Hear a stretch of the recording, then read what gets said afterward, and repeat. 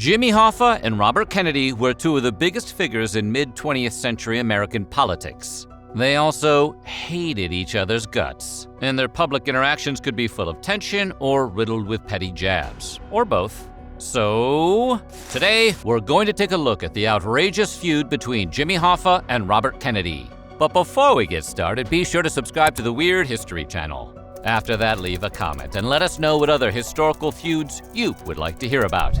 Okay, time to talk about two giants of pettiness. In 1957, Robert F. Kennedy, still a relative novice to politics and the labor landscape in the United States, was appointed Chief Counsel of the U.S. Senate Select Committee on Improper Activities in Labor and Management, more commonly referred to as the McClellan Committee. It was basically a big investigation of mob influence in labor.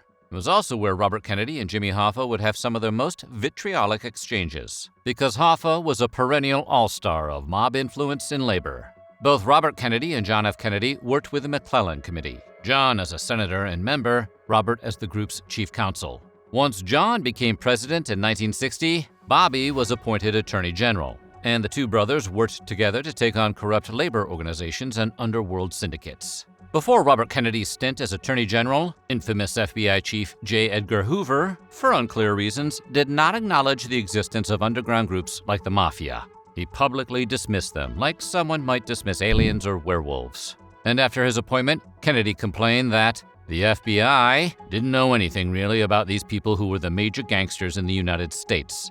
As a result, Kennedy expanded the Justice Department to take on organized crime rings and racketeering directly. The agency, which consisted of just 2 or 3 lawyers reading files prior to his arrival, soon grew to about 60 lawyers, presumably also reading files. Listen, investigations at this level often look like dozens of people collaborating on a book report. According to Ronald Goldfarb, a lawyer who worked in the Kennedy Justice Department, Robert Kennedy encouraged government agencies to work together instead of competing with one another. Jimmy Hoffa, from the perspective of the Kennedys, was the embodiment of the type of corruption that needed to be rooted out. By taking him on, they set a precedent and cast a wide net for their larger fight. After his appointment, Kennedy threw himself into investigating Hoffa, a union leader with alleged unlawful ties to organized crime. Both Kennedy and Hoffa were determined and hardworking. They also both absolutely hated each other in a childishly competitive way, like bitter Little League rivals.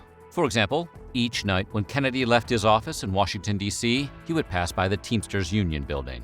One night, while walking with politician-turned-journalist Pierre Salinger, who also worked as his presidential campaign manager in 1968, Kennedy noticed lights on in Hoffa's office at 1 a.m.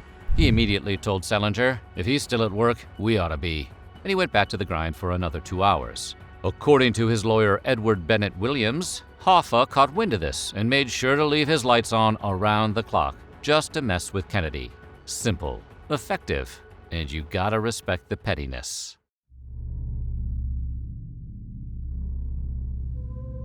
Jimmy Hoffa was the head of the International Brotherhood of Teamsters from 1957 to 1971, and to Robert Kennedy, he personified corruption. This belief drove Kennedy in his unrelenting efforts to bring the Teamster boss down. These efforts included the Get Hoffa Squad.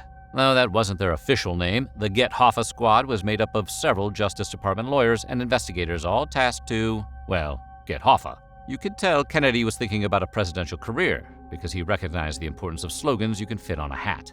The Get Hoffa Squad has been accused of taking some, shall we say, legally vague steps in their pursuit of the Teamster boss. According to James Neff, author of Vendetta, Bobby Kennedy vs. Jimmy Hoffa, Kennedy and the Get Hoffa Squad secretly recorded Hoffa's lawyer, Edward Bennett Williams, and had the IRS conduct audits on lawyers who represented Hoffa and his fellow Teamsters. Nobody can bully like a Kennedy can bully. Williams was aware of Kennedy's affinity for wiretapping, and once noted Kennedy had an ace in the hole. That ace was Courtney Evans, an assistant FBI director whose hobbies included eagerly signing off on pretty much any proposed use of microphones as an investigative technique. Nixon would have loved that guy. Hoffa couldn't trample on Kennedy's constitutional rights the way Kennedy could do to him, but he made up for it in sheer pettiness. He took every opportunity possible to antagonize Kennedy, such as spelling the senator's first name B-O-B-B-I-E, like a waitress at a Texas roadhouse. In a message to Teamsters and their families in the union's October 1960 newsletter, Hoffa advised readers that Jack and Bobby, that's Bobby with an IE, had a police state mentality. The Jack in question was then presidential candidate John F. Kennedy. Hoffa also told colleagues that Kennedy had a weak handshake, which history can neither confirm nor rule out. When Hoffa and Kennedy were in the courtroom together, they often stared each other down like they were about to wrestle for the world title. Kennedy would usually be the first to break eye contact. Supposedly, this wasn't because he was intimidated, but rather he would just grow tired of playing Hoffa's game. At other times, Hoffa smiled and winked at Kennedy, something the Teamster later said would drive the bastard crazy. Luckily, Hoffa never went as far as blowing the man a kiss, or else chairs might have been thrown. Kennedy didn't take this cheekiness quietly. He was known to mock Hoffa when he appeared before Congress, once telling him, "You've had the worst case of amnesia in the last 2 days I have ever heard of." Kennedy's comment was intended to highlight Hoffa's frequent and convenient memory lapses while giving his testimony. It's a lawyer's joke.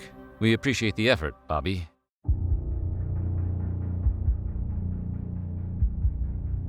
Both Kennedy and Hoffa considered themselves tough and took pride in their physical strength. Kennedy was a lean 5'10", while Hoffa, at just over 5'5", was said to be built like a truck, which makes sense, he was a Teamster. The Optimus Prime of Teamsters. And in case you were wondering whether there was any point where they had a normal professional relationship, when they first met, Kennedy allegedly challenged Hoffa to a push-up contest. When he was charged with bribery and conspiracy by the FBI in the summer of 1957, Hoffa reiterated the challenge as the two men faced off in the courtroom.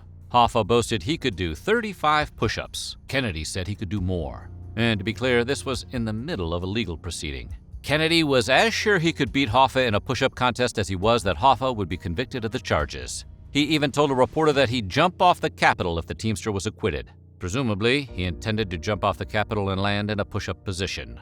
But Hoffa walked. His lawyer, Edward Bennett Williams, even joked he needed to send Bobby Kennedy a parachute. We will never know who could have done the most push-ups, and that is a great American tragedy. In July 1959, Bobby Kennedy took his case against Jimmy Hoffa to the highest court in the land, that is, the Court of Public Opinion. While on The Tonight Show, Kennedy told host Jack Paar that the Teamsters feel they're above the law.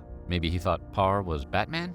Hoffa responded by suing Jack Paar, Bobby Kennedy, and NBC for libel, because if it isn't clear by now, that man had little in the way of chill. Kennedy didn't take the $2.5 million lawsuit filed in May 1960 too seriously, but Paar was concerned. He supposedly even called Kennedy asking, "What are we going to do? We're in trouble." Kennedy responded, "We certainly are in trouble if you don't have your half." Oof, that's colder than the waters of Chappaquiddick, Bobby. On November 22, 1963, as the world mourned the passing of President John F. Kennedy, Jimmy Hoffa stood on a chair to celebrate, and later said he hoped worms ate Kennedy's eyes out. Hoffa had about as much sympathy as a mobbed-up athletic trainer in the NFL.